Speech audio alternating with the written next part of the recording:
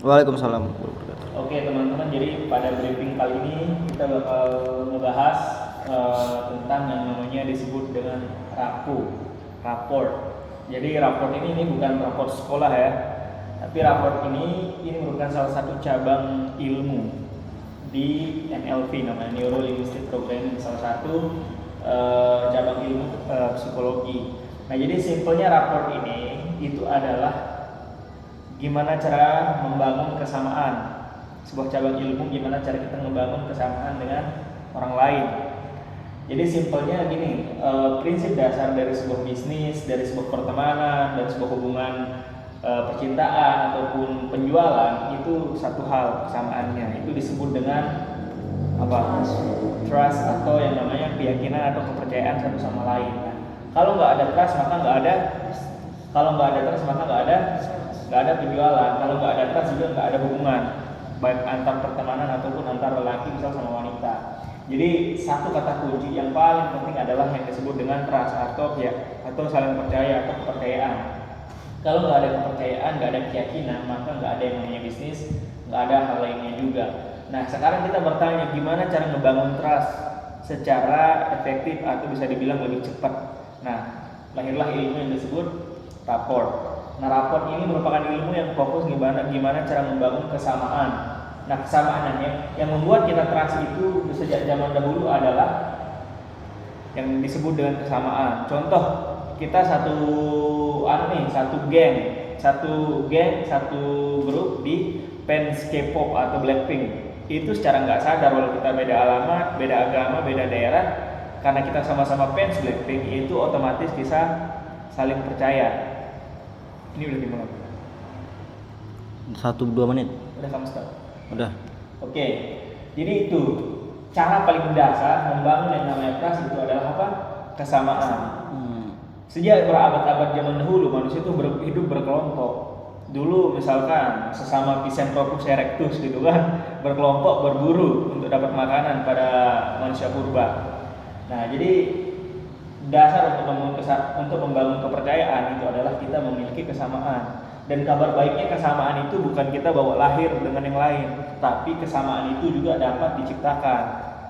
Contoh, walaupun misalkan saya nih berbeda alamat dengan Imam atau Ria, kan kita mungkin nggak banyak samanya, alamat kita beda dan ini beda, cuma dapat diciptakan atau dapat dibangun kesamaan itu. Contoh, dulu kita kan beda alamat, tapi kesamaan kita yang kita bangun apa? Kita membangun kesamaan berupa kita punya kesamaan tempat pendidikan di Pancor.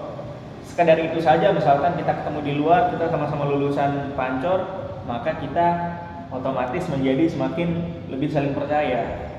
Oke, jadi kabar baiknya ketika kita ketemu konsumen yang masih kita nggak kenal, kita ketemu orang partner bisnis yang belum kita kenal 100%, atau kita membuat sebuah penjualan, maka kita bisa membangun, kita bisa menciptakan. Jadi jangan berpikir kayak, waduh, kayaknya saya nggak ada kesamaan sama dia. Enggak, itu bisa diciptakan, bisa dibangun, bisa diusahakan, ya, bukan tiba-tiba ada gitu loh. Itu kabar baiknya. Nah, raport ini berfokus untuk menciptakan kesamaan yang itu di bawah sadar lawan bicara kita. Nah, bawah sadar gimana maksudnya? Jadi bawah sadar ini, jadi kan kita hidup di alam sadar sama alam bawah sadar. Alam sadar ini apa? Misalkan, oke, sekarang saya mau lempar pen ini sadar, ini secara sadar saya melempar ini. Tapi apa yang bawah sadar? Bawah sadar adalah hal yang sudah kita lakukan secara otomatis. Contoh, ketika kita sikat gigi, itu kira-kira mikir gak kita gimana cara sikat gigi? Enggak, karena itu sudah kita lakukan berulang kali, itu jadi kebiasaan sehingga itu tertanam di bawah sadar. Nah, bawah sadar itu adalah hal-hal yang tidak kita sadari, sehingga kita tiba-tiba merasa punya kesamaan dan timbullah yang disebut dengan trust atau kepercayaan. Oke? Nah, jadi paham konsep dasarnya ya. Dalam segala hal, fondasi untuk membangun sebuah bisnis, membuat sebuah penjualan, menjalin sebuah hubungan adalah kepercayaan. Kepercayaan itu salah satu untuk membangun yang paling kuat adalah kesamaan. Kesamaan itu dapat diciptakan dan dapat dibangun. Itu ilmunya disebut rapport. Oke? Itu konsep dasarnya. Nah, sekarang di bagian apa saja kita bisa bangun kesamaan ini? Seenggaknya di sini menurut ada 7 hal yang bisa kita identifikasi dan kita bisa praktikkan secara sadar nanti saat kita ketemu orang lain, baik untuk berbisnis atau untuk menjalin hubungan. Oke. Nah, pertama itu fisiologi. Fisiologi ini erat kaitan dengan gerakan tubuh. Contoh misal nih, sekarang saya kan duduk seperti ini. Kalau Ria atau Ima mau membangun rapport atau kesamaan dengan saya, misal agar saya makin percaya dengan teman-teman, itu teman-teman buat jarak misalkan 5-10 detik. Kemudian ikuti minimal 80-90% gerakan tubuh saya, tapi ya nggak usah kelihatan menjimplat banget. Contoh nih, sekarang saya duduk dan kayak gini. Nah, Ria coba pelan-pelan. Lihat 10 detik misalnya nih, tangan saya kayak gini nih. Nah, jadi balik lagi konsepnya kan bawah sadar. Secara bawah sadar, saya itu ketika lawan bicara memiliki kesamaan, maka bawah sadar saya akan mengidentifikasi bahwa ini orang ini kelompok saya. Ketika kita merasa ini adalah kelompok kita, itu kita akan makin percaya. Jadi rasa berkelompok ini sudah tertanam di otak manusia sejak beribu-ribu abad yang lalu. Sejak otak manusia purba gitu, diturunkan sampai kita saat ini. Oke. Nah, jadi itu contoh nih, gerakan tubuh. Misal saya sekarang duduk dengan teman-teman saya sekarang begini. Nah, nanti selang 5-10 detik coba Ria ikutin. Tapi walaupun yang ini kan kayak gini lah misalnya, cuma Ria ikutin misalkan 90%-nya. Tapi jangan kentara banget, baru habis gini langsung gini. Itu buat selang waktunya beberapa saat. Oke, itu cara pertama, fisiologi, gerakan tubuh. Oke, cara duduk, cara berdiri. Kedua, kita bisa membangun kesamaan lewat intonasi suara. Sekarang nih suara saya kan lugas, tegas. Nah, teman-teman juga bisa dengan demikian. Tapi mungkin tidak kalau saya bisa ngomong tinggi nih, jangan bareng-bareng sama-sama tingginya, tapi itu nanti berantem jatuhnya. Bisa sama-sama kita naikkan juga pita suara kita, tapi mungkin 80% di bawahnya dia atau 20%. Oke, pada intonasi suara. Misal kalau saya ngomong cepat nih, teman-teman usahakan ngomongnya jangan terlalu lambat. Coba praktikin, Mam. Coba nih lihat intonasi suara saya. Coba kamu jawab. Ya kayak gimana itu? Nah, coba lihat. Nah, oke. Ya jadi kayak gini. Kamu tiru, tapi jangan terlalu kentara. Balik lagi kasih beberapa sekian detik. Ini yang secara dua hal, gerakan tubuh sama intonasi suara. Ketiga, hobi. Saya pernah teman-teman pakai baju AC Milan di Bandung. Itu saya lagi ngantri, terus ada tiba-tiba teman saya sebelah pakai baju AC Milan juga di bioskop gitu kan. Tiba-tiba akrab, satu baju, hobi, ngefans sama satu klub bola gitu kan. Kita ngerasa ada ikatan hubungan walaupun sebelumnya nggak kenal siapa sih gitu kan. Tapi karena punya hobi yang sama. Contoh Ria, hobi misal apa? Camping, main gunung, naik gunung gitu kemarin tuh. Ketemu sama-sama teman di perjalanan ya saling say hi ya, terasnya makin kebangun. Nah, jadi ilmu-ilmu ini kita sadarin, bisa kita praktikkan untuk kita manfaatkan dalam hidup kita, dalam bisnis, dalam penjualan, dalam hubungan. Oke, kesamaan hobi, cari hobi.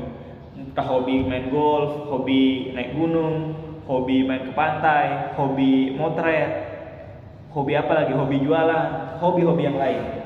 Keempat tuh alamat. Jadi alamat sekolah, apalagi yang kayak gitulah, tempat kita sekolah, alamat kita. Itu cari kesamaannya. Misal kalau dari mana Ria? Saya dari Solo. Kebetulan saya juga lahir dulu dan besar di Suela gitu. Suela mana? Saya Suela di Sapit. Ya di Sapit saya juga punya keluarga ABC lah, bla bla bla bla. Jadi sambungin dari alamat ini. Itu secara nggak sadar kita akan langsung merasa ini kelompok saya, ini teman saya. Trust kebangun, sehingga negosiasi bisnis penjualan itu nggak terlalu alot negosiasinya. Dan ini super ampuh karena sudah diteliti, dan semua penjualan, semua pengusaha, semua orang tuh pasti pakai konsep ini. Walaupun dia mungkin nggak paham secara konsep, tapi pasti ini dipraktikkan. Selanjutnya itu 5 setuju atas pendapat. Nah, perhatikan, misal apa yang diucapkan orang, saya tuh Mas biasanya kalau nyari rumah tuh nggak suka deh kalau yang terlalu terlalu rame tuh. Saya juga setuju Mas, saya juga orangnya tuh kalau terlalu padat tuh nggak enak. Kita tuh harus berdiri di posisi orang itu setuju sependapat. Kita kan pengen bangun trust, tapi dia juga balik lagi bahwa sadarnya dia itu nggak sadar juga dia. Nah, kita jadi orang yang setuju atas pendapat dengan hal-hal yang dia utarakan, gali gitu. Selanjutnya kata-kata. Nah, coba perhatikan kata-kata yang dipakai sama orang lain. Misal saya nih, saya suka pakai kata-kata misalkan bertumbuh. Kita kolaborasi. Nah, nanti teman-teman menyambungi lagi. Iya Pak, saya juga agar saya bisa bertumbuh, maka saya baca buku tiap hari. Perhatikan kata-kata yang dipakai sama konsumen, sama partner bisnis atau sama calon lah. Lihat kata-kata yang dia pakai. Ulangi kata-kata itu lagi di jawaban kamu berikutnya. Perhatikan kata-katanya. Pak, saya itu kalau mau cari rumah pengennya yang udaranya seger, terus banyak masuk cahaya matahari dan juga nyaman. Iya Pak, di sini juga nyaman karena cahaya matahari biasanya masuk lewat timur dan udara biasanya kita buatkan saluran lubang ini biar udaranya yang segar itu masuk. Jadi perhatikan kata-kata yang dipakai sama konsumen, sama lawan bicara itu diulangi lagi dengan kata-kata kita, itu raportnya nanti terbangun. Yang ketujuh, ritme napas. Ini juga lihat ritme napas lawan bicara kita, apakah dia kelihatan sedang takut, buru-buru, lihat ritme napasnya, ikuti ritme napasnya. Misal kalau saya terburu-buru, ritme napasnya nih, tapi teman-teman jangan berbeda 180 derajat, itu sangat-sangat berbeda. Jadi prinsip dasarnya adalah kesamaan dari kata-kata, dari opini, hobi, alamat, gerakan tubuh. Jadi ini bisa konsepnya itu namanya matching sama mirroring. Samakan matching sama mirroring. Ini teman-teman latih secara perlahan aja, latih pelan-pelan. Nanti kita buat sesi latihannya langsung. Jadi ini ilmu yang super penting sekali saat kita baru ketemu orang baru. Baik untuk pertemanan, baik untuk dan sebagainya, saya selalu pakai ini. Itulah kenapa ini rahasia kenapa saya cepat akrab sama orang. Ini rahasia saya kenapa saya bisa dipercaya sama, ya bayangin ini kan masih muda nih kan, tapi kenapa orang-orang dewasa tuh mau berpartner sama kita, ini yang bisa pakai. Ya, kenapa misalkan Pak Haji itu menyerahkan perumahannya ke saya dulu? Iya karena saya punya kesamaan, anak itu teman saya. Saya punya kesamaan di sekitar aja tetangganya ini banyak teman saya. Jadi saya membuat kesamaan sama dia. Saya mungkin setuju, Pak ini lama dijual, dia bilang. Saya setuju pendapat Pak, kalau memang kayak gini nih biasa lama dijual. Kenapa misalkan Pak Haji itu juga percaya saya ngelola tanahnya. Kesamaan lagi, saya satu alamat orang tua. Dia bilang ada keluarganya di sini sama juga, itu ada sambungannya, saya berkeluarga. Jadi saya cari terus, kejar terus di mana kesamaannya, orangnya nyaman sama kita, percaya, trusted. Paham konsepnya kan? Ini praktikin konsep ini di semua area. Ilmunya super penting. Inilah rahasia kita membangun hubungan sama manusia lainnya. Oke? Nah sekarang ini konsep rapport ya, ingat-ingat ya. Rapport itu konsep untuk membangun kesamaan agar kita bisa dipercaya. Dan kabar baiknya, rapport ini bukan tiba-tiba kita bawa lahir sama orang lain, tapi dapat diciptakan atau dapat dibangun berfokus pada hal bawah sadar. Nah, oke. Dan ini valid karena ini merupakan cabang dari NLP dan ini juga sudah diriset dan juga memang dipraktikkan hampir sepanjang hidup sejarah umat manusia. Hidup manusia itu selalu ingin berkelompok, dekat dengan orang yang punya kesamaan identitas. Ya, bangun di 7 hal ini. Dan mungkin ada tambahan lain nanti bisa dicari. Psikologi, intonasi suara, hobi, alamat. Kita sependapat, kata-katanya perhatikan sama ritme napas. Ya, ini ilmu yang disebut apa? Rapport ya. Oke, jadi itu saja untuk sharing rapport hari ini. Close. Tutup aja.